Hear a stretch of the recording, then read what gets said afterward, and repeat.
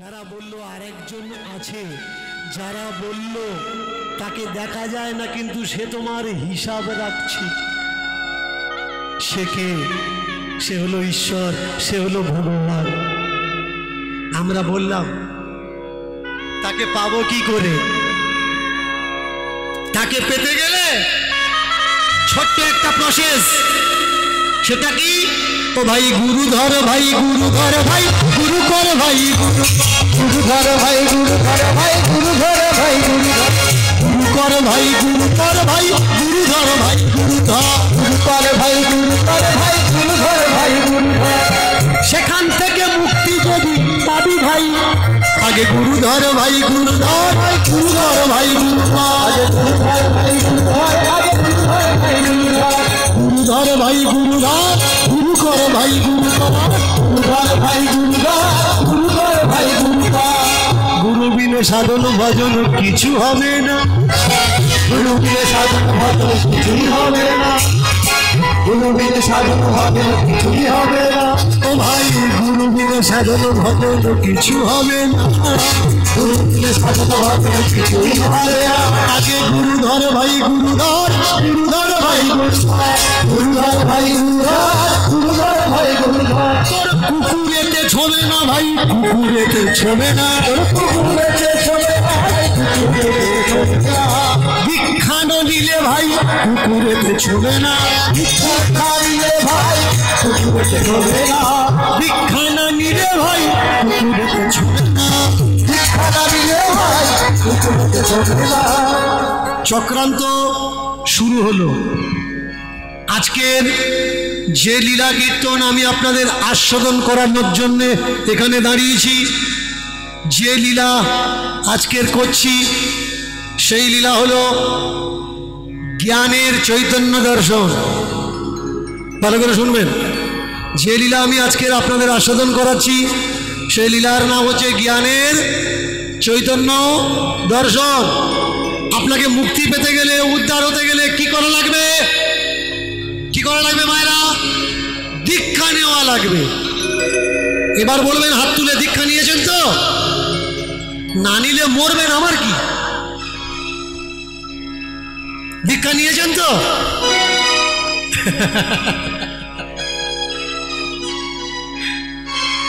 এটা কি হ্যাঁ না না? দীক্ষা নেবে, না নিলে ওই জায়গায় যাবে কি করে? কিছু কন্ট্রাক্টর, কিছু ঠিকাদার আপনার পাড়ায় পাড়ায় ঘুরে বেড়াচ্ছে, আপনাকে ওই জায়গায় নিয়ে যাবে বলে। ওদের ওখানে গোলা করা আছে, গোলা। এখান থেকে লিখে পাঠিয়ে দেবে, এত নাম্বার শিষ্য মরে গেছে, ওর ব্যবস্থা কর। অত নাম্বার ঘরে রাখে, যেন জমে যেন না ছোঁয়, এর গায়ে যেন না হাত লাগায়। আপনি মনে করছেন এমন ফ্যাসিলিটি ছাড়বো কেন? বছরে এক আধবার আসবে, শুধু এক মুঠো ডাল ভাত দেবো, তাই দিয়ে যদি মরার পরে স্বর্গে যাই, তার থেকে আর আছে? প্রথম শুরু হলো আপনাকে বোকা বানানো, তার নাম গুরুকরণ প্রক্রিয়া। ভাই গুরু করো, গুরু করো, গুরু করো। আমি উত্তরাখণ্ডে আমাদের কয়েকজন গুরু আছে এই মতুয়া ভাবদর্শনের ভিতরে, আমি তাদেরকে দেখেছি। জল পা ধুয়ে ফেলে দিলে হবে না, তাহলে আপনি ভালো শিষ্য না। জল পা ধুয়ে তারপরে কি দস্তার ডিশে ধুলে হবে না, স্টিলের থালায় ধুলে হবে না, কাঁসার থালা আনা লাগবে, কাঁসার ঘটি আনা লাগবে। কত বড় মুসিবত, কত বড় বিপদ দেখেছেন? এখান থেকে কলকাতা থেকে পিতল কাঁসা উত্তরাখণ্ডে চলে যাচ্ছে, ওখানে ওরা কাঁসার ঘটি থালা রেখেছে কেন? গুরুদেব আসলি খাতি দেবে, গুরুদেব আসলি পা ধোয়ানো লাগবে, রেখে দিয়েছে শুধু গুরুদেবের জন্যে। যে বেটা ছেলে নিরুপায় খাচ্ছে, তা নাহলে বাবা মা রাগ করবে। যারা বিটি মানুষ, বউ মানুষ ঘোমটা দিয়ে খাচ্ছে নিরুপায় হয়ে, সে নাকি স্বর্গে ঠাঁই পাবে। বলুন তো, গুরুদেবের পা ধোয়ানো জল খেলে কি হয়? যারা খায় হাত তুলবেন।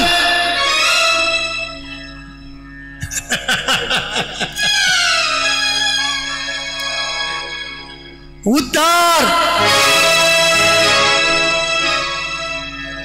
তোমরা যারা বাবা সাহেবের ভাবদর্শন নিয়ে বসে আছো, এরা নয় খায় না, আশেপাশের পেছনে চেয়ে দেখো, ওর ভিতরে চিড়ে কুটছে।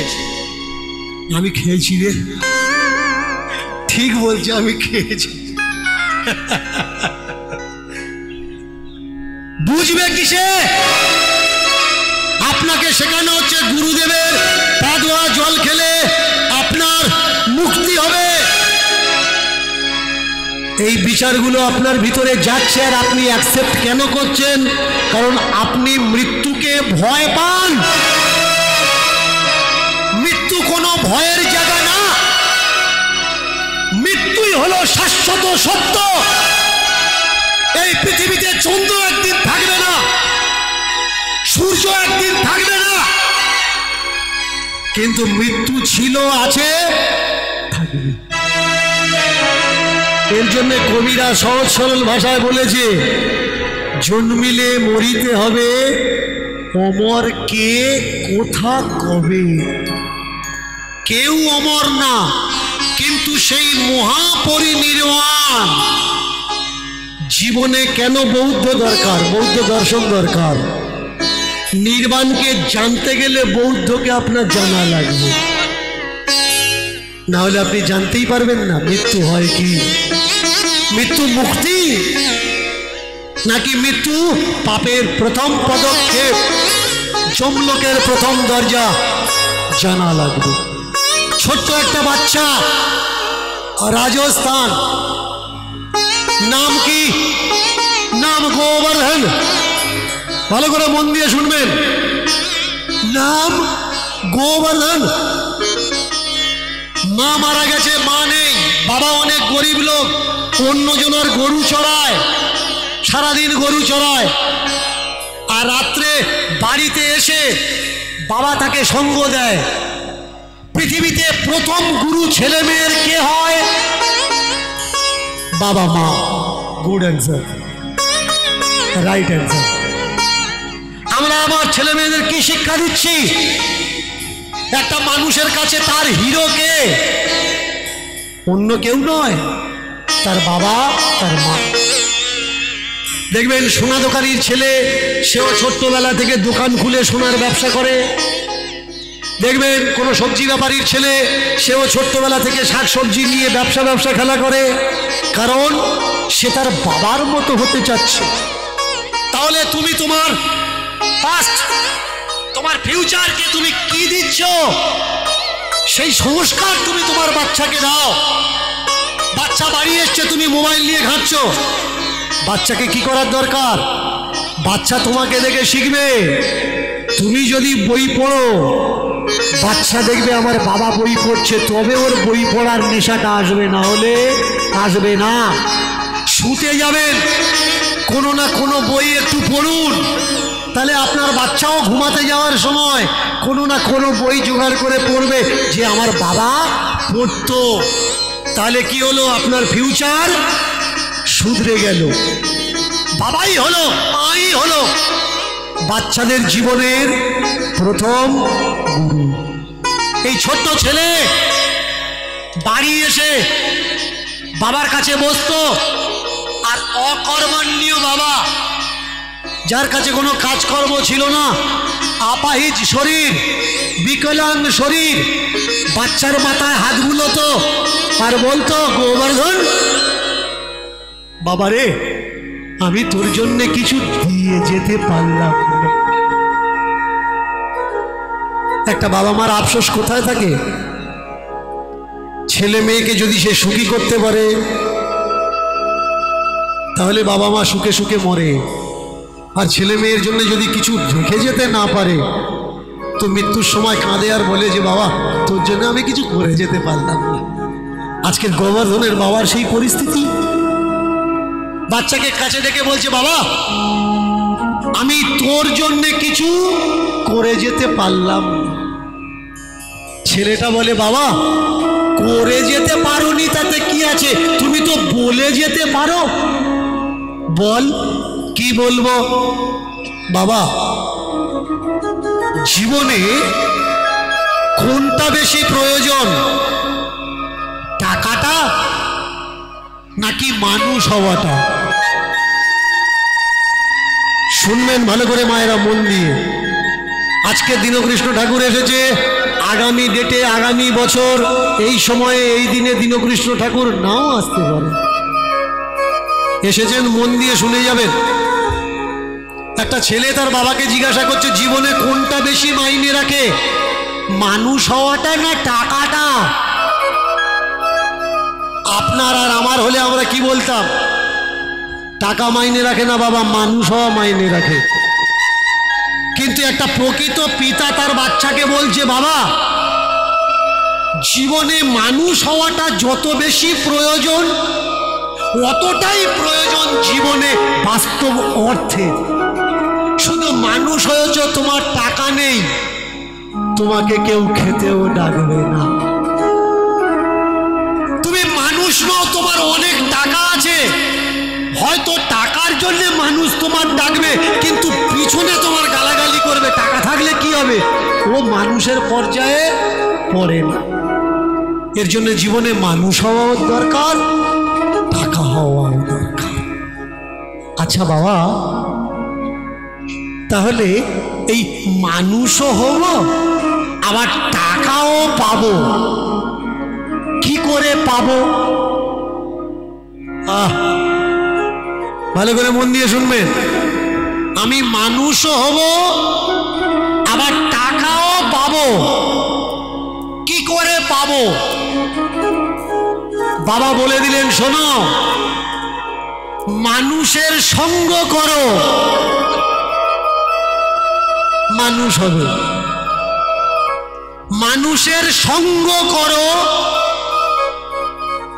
মানুষ হবে। আচ্ছা বাবা, বুঝতে পারলাম মানুষের সঙ্গ করলে মানুষ হব, কিন্তু কোন মানুষের সঙ্গ করব?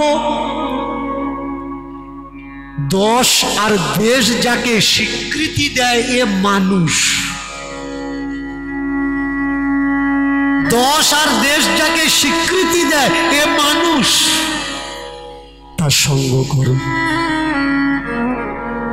আচ্ছা বাবা, দশ আর দেশ তাকে স্বীকৃতি দিচ্ছে, বুঝবো কি করে? দেখবে, যেখানে কেউ পৌঁছালে জমিদারও উঠে দাঁড়ায়,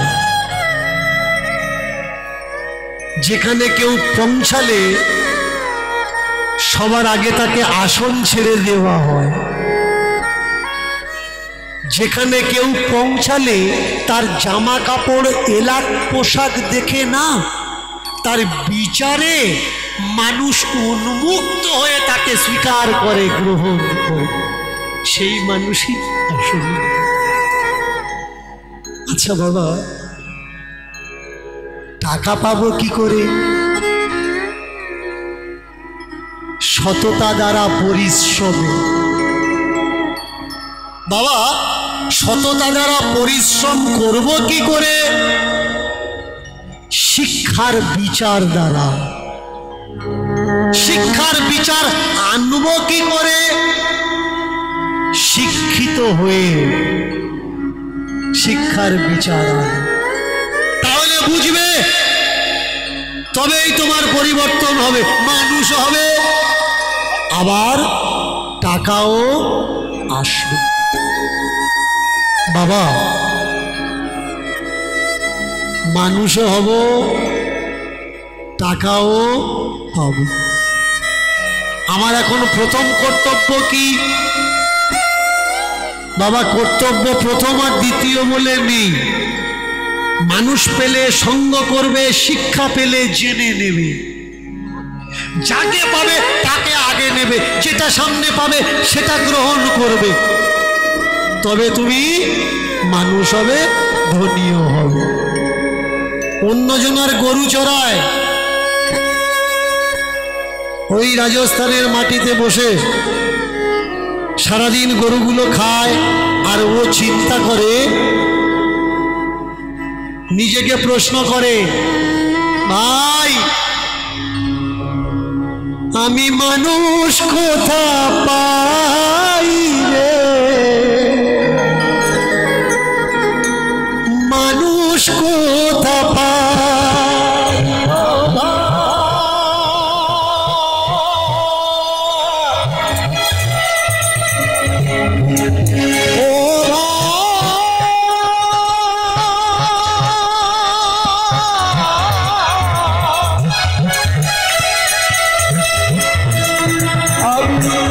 মানুষ কোথা পাই রে, মানুষ কোথা পাই,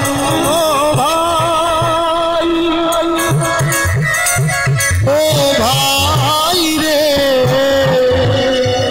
আমি মানুষ কোথা পাই, ও ভাই রে মানুষ কোথা পাই। তারে যে দেখতে কেমন, বসন কেমন, দেখতে কেমন, কেমন বসন বুঝব কোন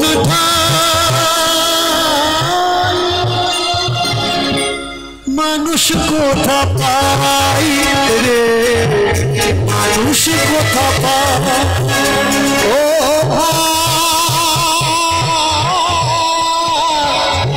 মানুষ কোথা পাই রে, মানুষ কোথা পাই, ও ভাই রে মানুষ কোথা পাই, ও ভাই মানুষ কোথা পাই।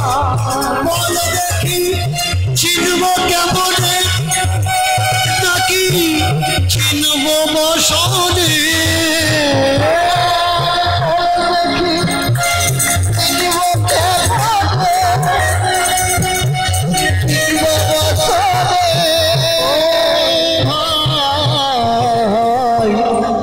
মানুষ কোথা পাই, মানুষ কোথা পাই,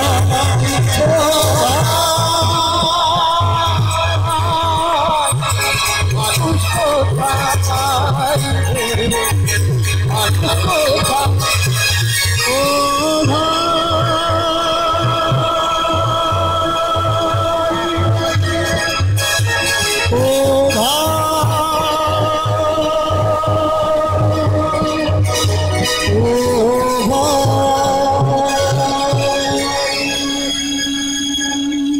प्रेम से ध्वनि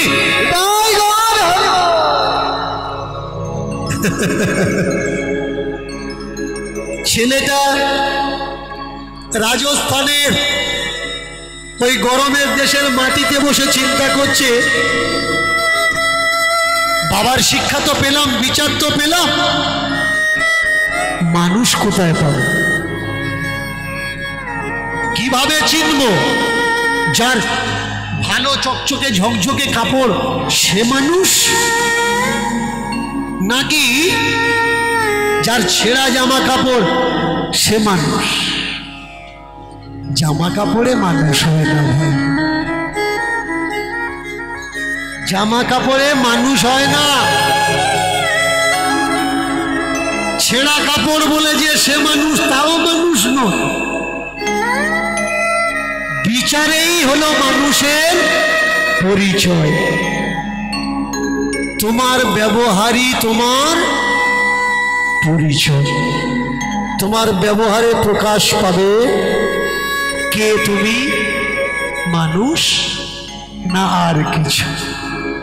অপেক্ষা করে বসে থাকে, অপেক্ষা করতে করতে করতে করতে 1 বছর 2 বছর 3 বছর 4 বছর, একদিন গরু চড়াতে এসে কানে শুনতে পেল যে গোবর্ধন একটু আগে তোর বাবা মারা গেছে। গোবর্ধন চিন্তা করছে আমার কোনটা করা উচিত। গরুগুলো মাঠে আছে, গরু ফেলে রেখে চলে যাব, নাকি গরুগুলো নিয়ে খাইয়ে রাত্রেবেলায় যেমন বাড়ি যাই তেমন বাড়িতে যাব? ধর্ম সংকট। কি ধর্ম? কাকে ধর্ম বলা হয়? আমরা বলছি জৈন ধর্ম, আমরা বলছি বৌদ্ধ ধর্ম, শিখ ধর্ম, ঈসাই ধর্ম, হিন্দু ধর্ম, মুসলমান ধর্ম। তাহলে ধর্ম কি? কাকে ধর্ম বলে? চিন্তা করেছে ধর্ম সংকটে। ওই ছেলেটা দেখলো বাবা মরে গেছে, ও তো মরে গেছে, কিন্তু এই এই কর্তব্যের জায়গাটা ছেড়ে যাওয়া যাবে না। আমি যদি গরুগুলো নিয়ে বাড়িতে ফিরে যাই, ওদের সারাদিনের যে খাওয়া, ওরা আধ পেটা হয়েছে মাত্র, ওরা বাড়িতে গিয়ে খাবে কি? ওরা তো কষ্ট পাবে। আমার বাবা মারা গেছে, আমি কষ্ট পাচ্ছি, আমার বাবা মারা গেছে বলে এতগুলো গরুকে না খাই আমি কষ্ট দেব? বিচার দেখুন। গত বছরে একটা ফেসবুকে কেউ লিখেছিল যে একটা ডাক্তার বৃদ্ধাশ্রম থেকে তাকে ফোন করেছে, ডাক্তার দিল্লিতে থাকে, ডাক্তারকে কল করেছে যে ডাক্তারবাবু আপনার মা অসুস্থ, এসে দেখে যান। ডাক্তারবাবু ফোনে জবাব দিল, আমাকে ডিস্টার্ব করবেন না, মারা গেলে আমাকে খবর দেবেন, আমি এসে অন্তিম ক্রিয়া করব। তা সেখানে মিলিয়ন মিলিয়ন কমেন্ট ছিল যে ও মানুষ নয়, ছেলে হওয়ার যোগ্য নয়, ওর মতো মানুষ পৃথিবীতে থাকা উচিত না। কিন্তু আমি যখন বিষয়টা অ্যানালাইসিস করলাম, দেখলাম এই কথা সে বলতে পারে যার হাতে আর মাথায় জিম্মেদারি আছে। হতে পারে ওর ওয়ার্ডে কোনো এমার্জেন্সি রুগী ভর্তি আছে, তার জন্য কথাটা বলেছে যে একটা অসুস্থ মানুষ দেখতে গেলে আরো কত অসুস্থ মানুষ তার বিনা চিকিৎসায় মারা যাবে। তাই যার বয়স হয়েছে, যাওয়ার টাইম হয়েছে, তাকে আমি কোনো এমার্জেন্সিতে রেখে দিয়েছি, বৃদ্ধাশ্রমে রেখে দিয়েছি, সেবা করার মানুষ আছে, তার কোনো অসুবিধে নেই। এখন আমি যাব তো কিভাবে যাব? একটা কর্তব্য পরায়ণ মানুষ শুধুমাত্র এই কথা বলতে পারে, বাকি আর কেউ বলতে পারে না। জীবনে যারা কর্তব্যকে আগে পালন করে, ধর্ম কি? কর্তব্যই হলো মানুষের আসল ধর্ম। তুমি স্কুলে মাস্টারি চাকরি করো, তোমার ধর্ম কি? ছেলেদেরকে টাইম টু টাইম শিক্ষা দেওয়া, ছেলেকে সঠিক রাস্তা দেখানো। তুমি বিজনেস করো, তোমার ধর্ম কি? বিজনেসে সততা রাখা, টাইম টু টাইম দোকানটা খোলা, কোনো গ্রাহক যেন তোমার কাছ থেকে দুর্ব্যবহার পেয়ে ফিরে না যায়। একজন সিকিউরিটি গার্ড, তার ধর্ম কি? তার উপরে যে দায়িত্বটা দেওয়া হয়েছে যেন ওখানে কেউ না আসে, কেউ হানি না করে, সেদিকে লক্ষ্য দেওয়া। তার মানে সহজ সরল ভাষায় আমরা বুঝি কর্তব্যই হলো মানুষের আসল ধর্ম। এই গোবর্ধন আগে পালন করলো কর্তব্য, বাড়িতে ফিরে এসেছে, গ্রামের প্রতিবেশী আত্মীয় বন্ধু বান্ধবরা তারা বললে, আরে তুই এমন জিদ্দি ছেলে, মরেছে দুপুর বেলায়, এখন বাসি মরা তুই বাড়িতে রাখবি কি করে?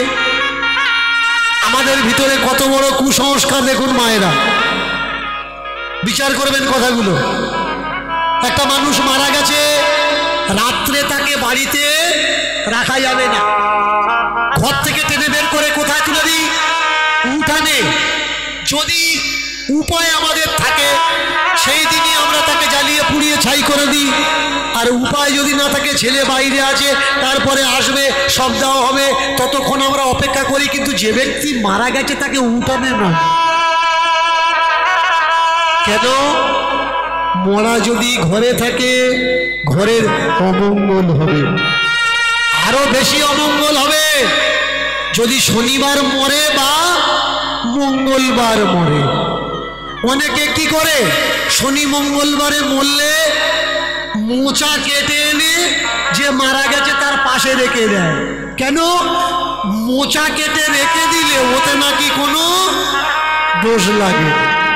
আচ্ছা ভাই, মরণের সঙ্গে মোচার কানেকশন ঘন্ট করে কাজে লাগবে। তা না করে হচ্ছে কি, মানুষ মরে গেছে মোচা নিয়ে দিয়ে দিচ্ছে। ছেলেটা এসেছে, এসে বললে রাত পুরোলে নাকি মরা বাসি মরা বলে। ছেলেটা বাবাকে জড়িয়ে ধরে বলছে, বাবা, মরা বাবা কখনো বাসি হয়? তুমি আমাকে ভালোবাসতে, আমি তোমাকে ভালোবাসি।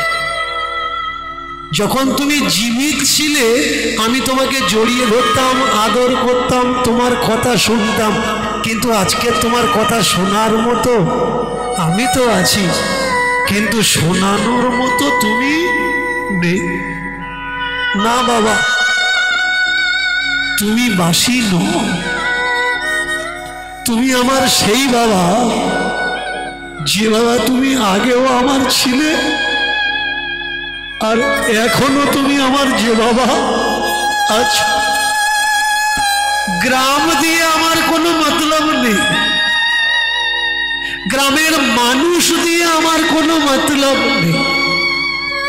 এই জীবনে কুসংস্কার মুক্ত কে হবে?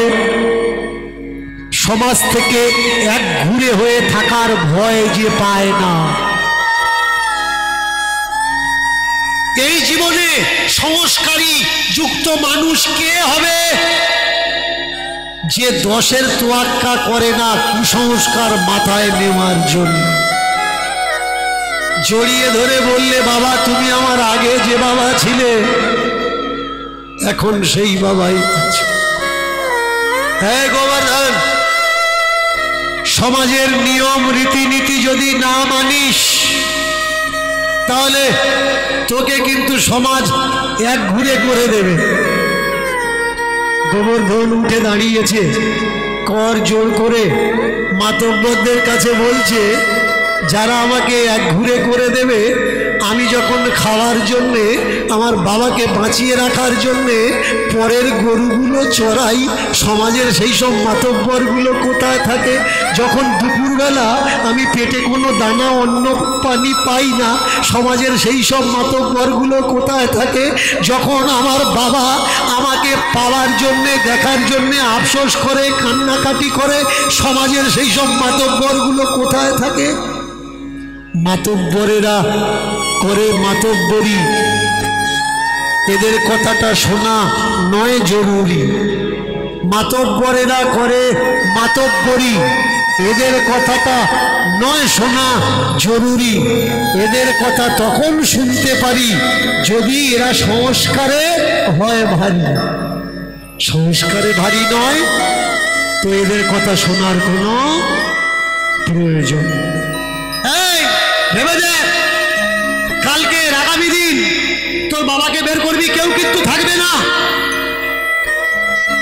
আমার বাবাকে বের করব, কেউ না থাকুক আমি তো থাকবো, আমি ঠিক বের করে দেব। গরুগুলো যখন কাঁটার ভিতরে গাড্ডার ভিতরে পড়ে যায়, বড় বড় গাইগুলো ষাঁড়গুলো কোলে করে আমি চাগিয়ে নিই। গরুগুলো কাঁটার থেকে মুক্ত করার জন্য আমি যদি একা তাদেরকে চাগিয়ে নিতে পারি, আমার বাবা মরে গেছে, আমি তাদেরকে আমার বাবাকে একা চাগিয়ে নিয়ে শ্মশান পর্যন্ত যেতে পারবো। দেখুন, আমরা বলতে পারি, কিন্তু নিজের চরিত্রে কর্ম করে দেখানো অনেক শক্ত ব্যাপার। বিবেকানন্দের গলায় আমরা মালা দিতে পারি, বিবেকানন্দ হওয়াটা বড় শক্ত ব্যাপার। স্বাধীনতা দিবসের দিন ক্ষুদিরামের গলায় মালাটা দিতে পারি, কিন্তু জীবনে ক্ষুদিরাম হয়ে দেখানোটা শক্ত ব্যাপার। এর জন্য তোমাকে কেউ করবে না ভাই ভালো, তোমার ভালো তোমাকে করতে হবে, তোমাকে সংস্কার মুক্ত কেউ করবে না। দীনকৃষ্ণ ঠাকুরের বাবার ক্ষমতা নেই সমাজ থেকে কুসংস্কার তাড়াবে যদি সমাজের মানুষগুলো না চায়। চাইতে হবে তোমাদের, তবে কুসংস্কার মুক্ত হবে, সুসংস্কার আসবে, না হলে কিন্তু আসবে না। ভালো করে মন দিয়ে শুনুন, সারা রাত যেমন করে জীবিত থাকা অবস্থায় বাবার কাছে থাকতো তেমনি পুরো রাত্রিটা বাবার কাছে কাটালো। সকাল হয়েছে, সমাজে যেমন ভালো মানুষও থাকে মন্দ মানুষও থাকে, মন্দ যেমন থাকে ভালো মানুষও থাকে। কিছু কিছু মানুষ তারা এসছে, গোবর্ধন তোর পাশে কেউ না থাকলে ভাই আমরা আছি, নে নে চল, কাঁধে করে তোল। এক একটা এরিয়ায় শবদাহ করার নিয়ম কিন্তু এক এক রকম, মায়েরা মন দিয়ে শুনবেন। এক একটা এরিয়ায় শবদাহ করার নিয়ম এক রকম।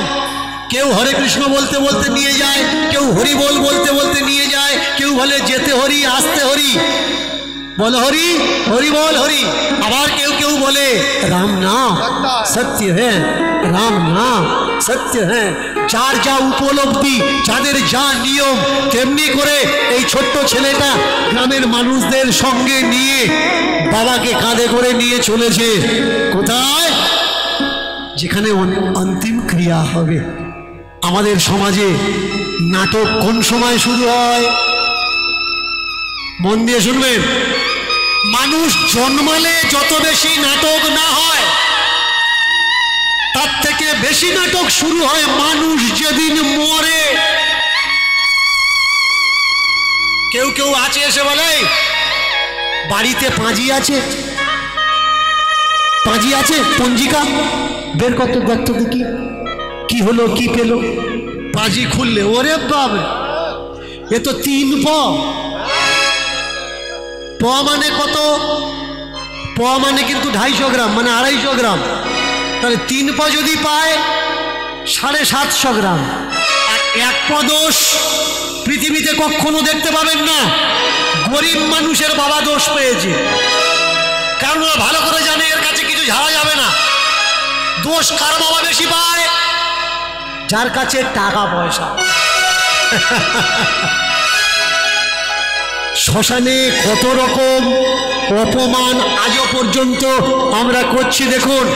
মায়েরা বাবারা জোর করে বলবেন, সত্যি কি কুসংস্কার মুক্ত হতে চান? জোরে বলুন, এক কণ্ঠে বলুন। তাহলে বলুন, যেদিন মানুষ মারা যায় মদখোরগুলো শ্মশানে কি করে? ওরা তো আমেরিকা অস্ট্রেলিয়া থেকে আসে না, আপনার পাড়ার লোক। আপনি কেন বলেন না जनाजा आज निकला है आज शराब नहीं, जनाजा आज निकला है आज शराब नहीं। अगर तुम यहाँ पे होगे तो हम यहाँ पे रहेंगे नहीं। মদ খোরগুলো আসে সকালবেলা মদ খেয়ে যে টলে। কাঁদিস নে, সব দিন মানুষ কি বাঁচবে? যাদের বাড়ি মারা গেছে ওরা এক জ্বালায় জ্বলছে, আর এ দুগুড় মেরে এসে এ ব্রহ্মজ্ঞান ঝাড়া আরম্ভ করেছে। শুধু তাই নয়, আপনি যখন আপনার বাবা মাকে চিতায় তুলে দিতে যাচ্ছেন, পেছনে এসে একদল লোক আছে খোঁচাবে, ওরা ওই ওরা বলছিল খাবে দাদা কিছু দাও। চিন্তা করুন, আপনি চোখে জল মুছবেন নাকি ওদের বোতলের জলের ব্যবস্থা করবেন? মন দিয়ে শুনবেন, সত্যি কি আমরা মানুষ? আমরা যদি মানুষ হলাম তাহলে যার বাবা মারা গেছে তার কাছে মদ খাওয়ার জন্য হাত পাততে পারতাম? বুকে হাত দিয়ে বলবেন, আমি বলবো না মদ খাবেন না, মদ খান না, আপনি বলবেন আমার তাতে যায় আসে না, আপনি মদ খাবেন, কিন্তু প্রতিজ্ঞা করুন যেদিন গ্রামে কেউ মরবে সেদিন যেন মদটা আপনি খাবেন না। আর যদি শ্মশানেতে যান, মদ খেয়েছেন, আপনি শ্মশানেতে গিয়ে দাঁড়াবেন না। প্রতিজ্ঞা করুন, তবে সংস্কারই হবে। না হলে আমার চিল্লানো শুধু সার হবে, চিল্লে চলে যাব, আবার মানুষ মারা যাবে, আবার বোতল কিনে মানুষ পেট ভরবে। প্রতিজ্ঞা আপনাদের করার দরকার। শুধু তাই নয়, আপনার বাবা মারা গেছে, মা মারা গেছে, কি করছেন? পাশ থেকে বলছে বেশি কাঠ কেনা লাগবে না, এ যা হয়েছে অনেক। কটা লাগবে রে? কিচ্ছু নেই, শুকিয়ে শুকিয়ে কি অবস্থা হয়েছে, 3 মণ কাঠ দে। এবার আপনি ওই এক্সপিরিয়েন্স হোল্ডারদের কথা শুনে 3 মুঠ কাঠ দিলে, দেওয়ার পরে 8 পোড়া 16 পোড়া হয়েছে আপনার বাবা। ওরা দেখছে এই কাঠে হবে না, তখন করছে কি, হাতটা খুলে বললেই দেয় গঙ্গায় একটু দিতে হয় রে। অর্ধেক ওই 8 পোড়াটা নিয়ে গঙ্গায় ফেলে দিল। ওরা জানে যেটুকু এই কাঠে পুড়বে সেইটুকু এখানে থাক। বলুন তো, যার অন্তিম ক্রিয়া করছেন, 3 মণের জায়গায় যদি 6 মণ 7 মণ 10 মণ কাঠ দেন, কোনো অসুবিধে হবে? বিচারটা কার? আমি শুধু বলতে পারি, আপনাদেরকে বদলাতে পারি। আপনারা বিচারটা গ্রহণ করুন। কোন সময় আপনি বদলে যাবেন আপনি নিজেই বুঝতে পারবেন। বিচার করুন, ইমেজিন করুন, যে মানুষটা মারা গেছে তাকে তুলে দিলেন কাঠের উপরে, দাঁড়িয়ে দাঁড়িয়ে আপনার সমাজের মানুষ ব্রহ্মজ্ঞানী এসে বোঝায় ডান পাশ ফিরে দে, ডান পাশ ফিরে দিতে হয়। ভাই মানুষ মরে গেছে, দাহ করার জন্য এনেছি, কেন বাঁ পাশ দিলে আগুন লাগবে না? এখানেও চলছে ধান্দাবাজি, ডান পাশ ফিরে দে, বাঁ পাশ ফিরে দে, কেউ বললে চিৎ করে দে, কেউ বললে ভোট করে দে। তাহলে এখন প্রশ্ন থাকে, আপনি আমাদের জিজ্ঞাসা করতে পারেন যে বাবা মানুষ মারা গেলে তাহলে আমরা কিভাবে সপ্তাহ করব? বলবো কি, মৃত্যু মানে কি? মৃত্যু মানে হচ্ছে চির নিদ্রা, ক্ষুদ্র নিদ্রা, স্বল্প নিদ্রা আর চির নিদ্রা।